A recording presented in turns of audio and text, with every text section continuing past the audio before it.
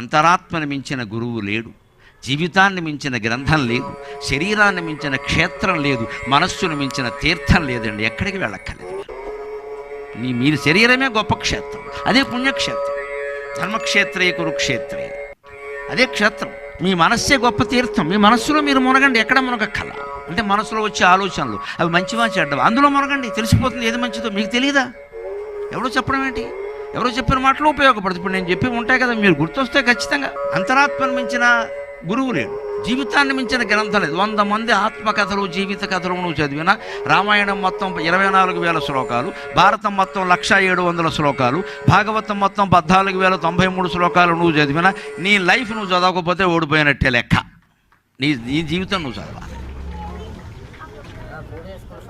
మన జీవితం ఎలా మొదలైంది, ఏం జరిగింది, ఎక్కడెక్కడ తప్పు చేసాం, ఒప్పు చేసాం, ఇది ఒంటరిగా ఉంటేనే ఆలోచించగలమండి. 10 మందిలో ఉంటే ఆలోచించలేని విషయాన్ని.